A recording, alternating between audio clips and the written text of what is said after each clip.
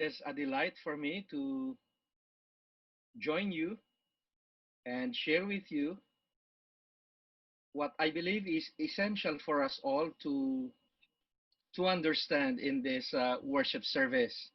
And the past Sabbats that we had, I believe all speakers, all of those who shared, did a great share in helping us cope with the changes and embrace the new normal. Um, I'd like to thank Pastor Alex for the constant reminder that I'm scheduled to speak today. And our topic is maintaining healthy relationships. And this is understood that we are to talk about relationships in the context of the new normal, in the context that we are badly hit by the pandemic crisis.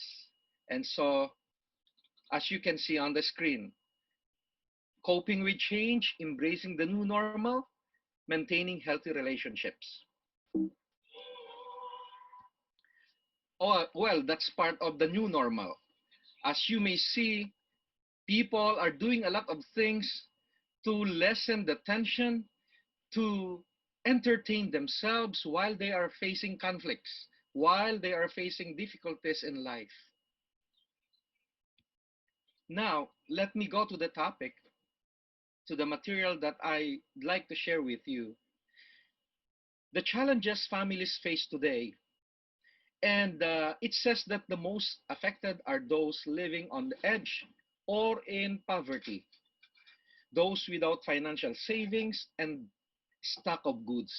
And if you look at, you know, simply look at the society, for those Filipinos, you fully understand what this means.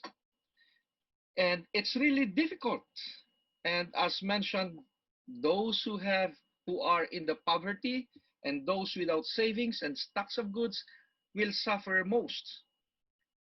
Now, the effects of the pandemic is of course one, loss of job, reduced or no income. And this is really very true in most business establishment that I know. There are many businesses that cannot operate at this time. The leisure, travel, and even sports facilities and the like. They cannot they cannot operate, and you will see that many people have lost their jobs, no income, and that is really a big problem, big problem.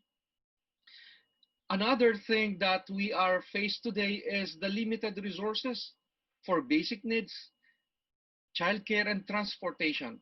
Due to having less money or no income at all on a monthly basis, there is scarcity.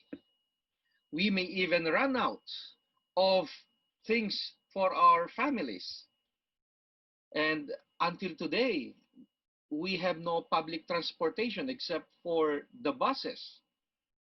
And so it's really a struggle for many, even if some are already given work.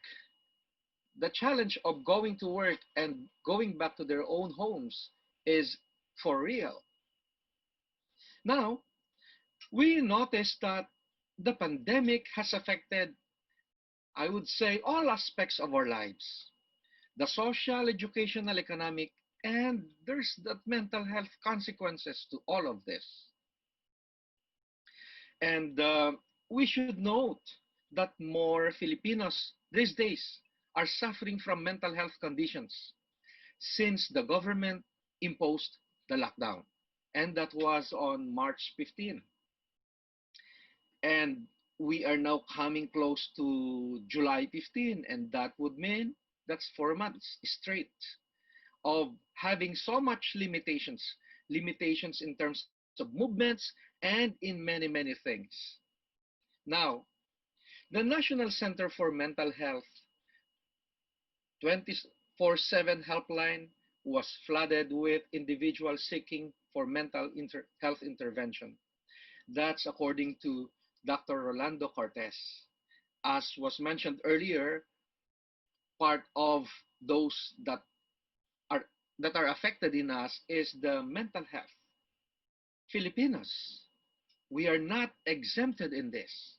Dr. Rolando Cortes, the director of the National Center for Mental Health, reported this to before the Senate Health Committee last May 18, 2020. And here's the details. From 60 to 80 calls before the lockdowns, the center now receives 300 to 400 calls per month, and mostly from people who suffer from anxiety and depression. Really, this is very troubling. A lot are now troubled. Filipinos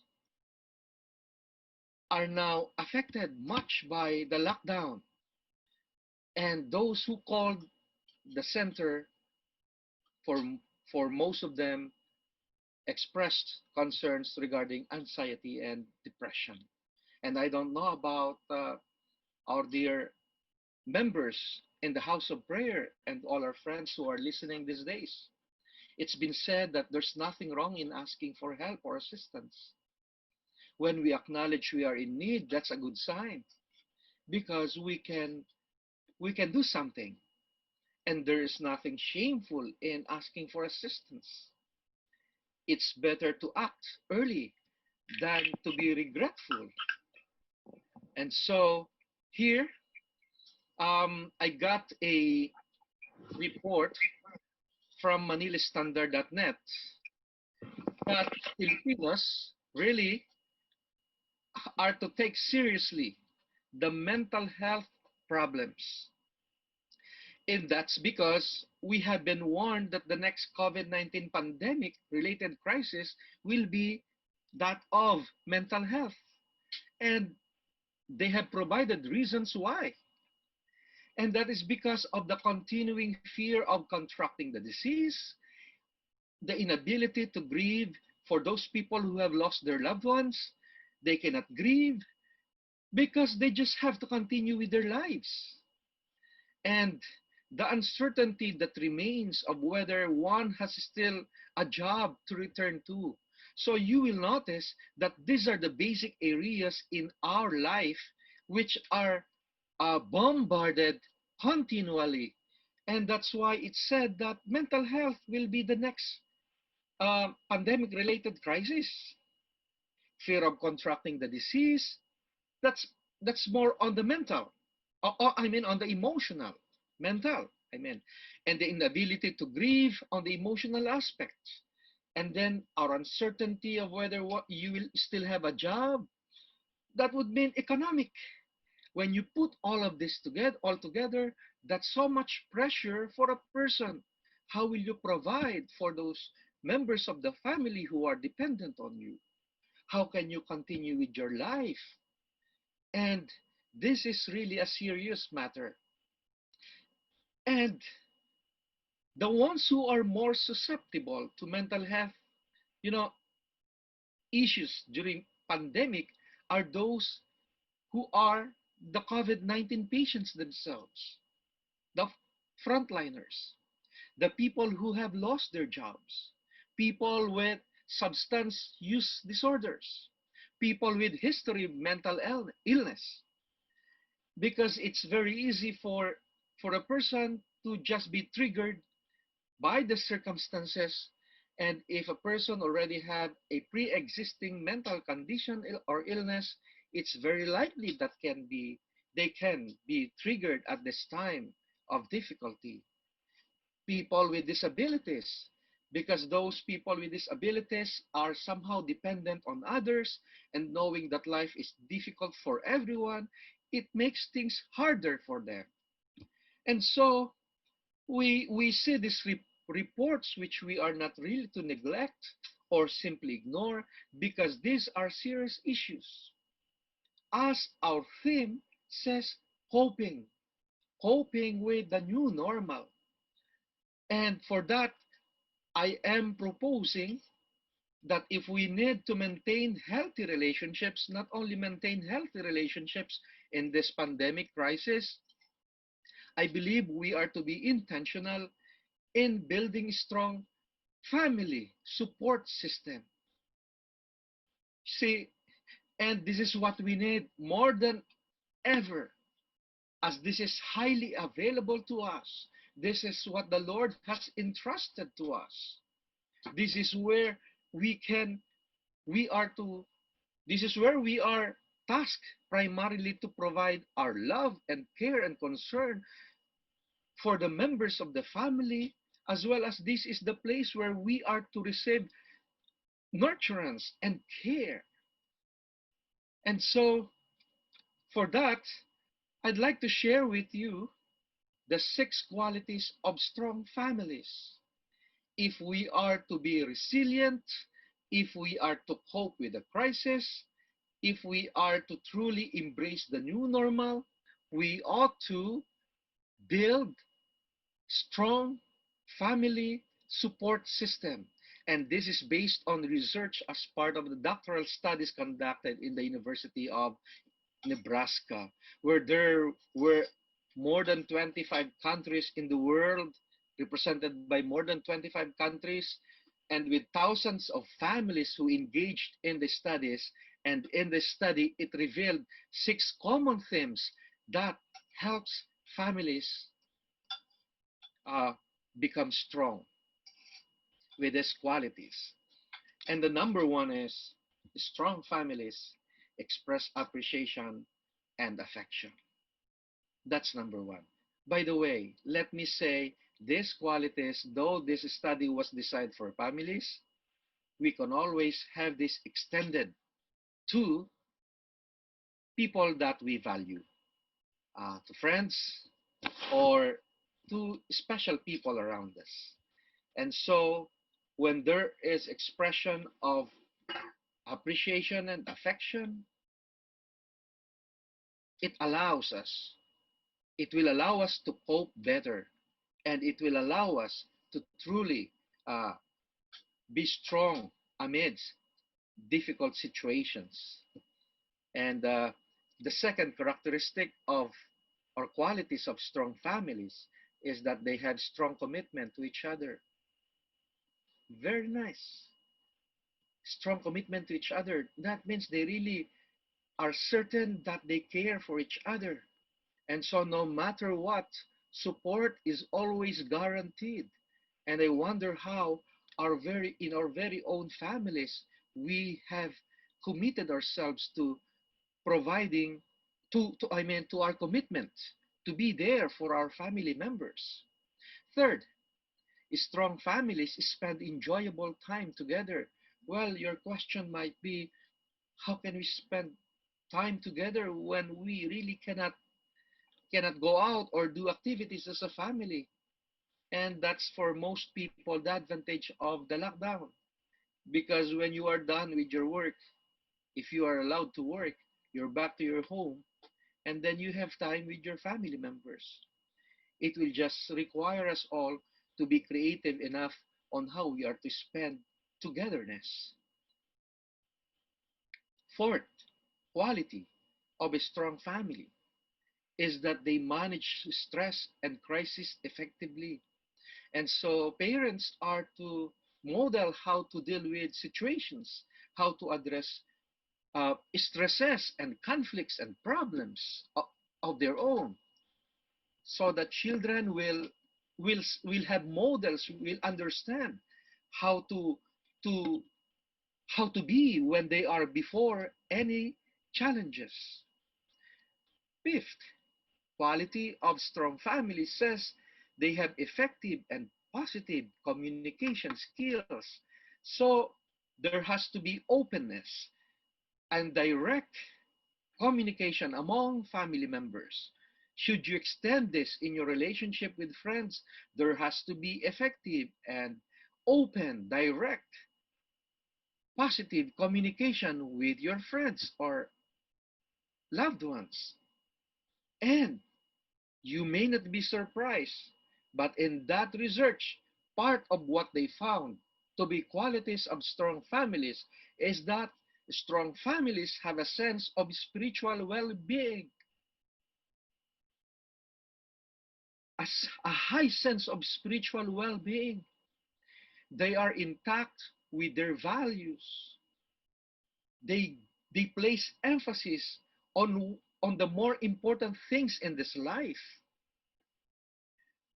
more than material things, more than fame or any other. They value what really is important for the family. If we talk about spirituality, this will always lead us to the spirit and the fruit of the spirit. So you can always talk about love, joy, peace, and all that's mentioned there. We talk about communicating and to God and prayer. We talk about spending time to for personal, you know, quiet time with God. When we talk about spirituality, we talk about time for the self. And all of this, as identified, are things that I hope truly make sense for us if we want to be strong, if we want to cope with troubling days as we have them now, if we want to remain strong, let's not just focus on what's wrong with the family. We tend to be so negative at times, identifying the problems and all. But if we start looking at the strengths and the qualities that are needed for the family, then when these things are addressed, the negativities will be, simply addressed. They will be covered when we have placed emphasis on the things that are essential, on the things that we needed, especially at this time. Strong families, strong relationships, express appreciation and affection. How do we do that? Strong families, strong relationships have strong commitment to each other. Strong families, strong relationships spend enjoyable time together. And you find out that they manage stress and crisis effectively. They have effective positive communication skills. And the last one identified, but is never the least, is they have a sense of spiritual well being. I believe that spirituality is always to be part of our lives. And I've been thinking about a biblical passage which will speak highly about what we are studying these days. I think all of this, really, this is all about love. We cannot go away from love. Love is what will keep us going. Love is what sustains. It is irreplaceable. It is the most important of all the gifts the Lord has given us. And this brought me to 1 Corinthians chapter 13. If you can read the entire chapter, that will be great. But if you the focus today is in 1 Corinthians 13, 4 to 8. I'll read. Love is patient. Love is kind. It does not envy. It does not boast. It is not proud. It does not dishonor others. It is not self-seeking. It is not easily angered. It keeps no record of wrongs. Love does not delight in evil, but rejoices with the truth. We don't focus on what's wrong with our families. We don't dwell with what's wrong with our relationships. Let's try to look at what love can do. Perhaps there is so much fighting and quarrel because there is impatience in all of us. The positive approach is love is patient, love is understanding, love is accepting and is kind. So, if we look at what 1 Corinthians mentions as the most popular biblical passage on loving and supporting, we realize that we do not keep records of wrongs. Instead, love does not delight on evil, but rejoices with the truth.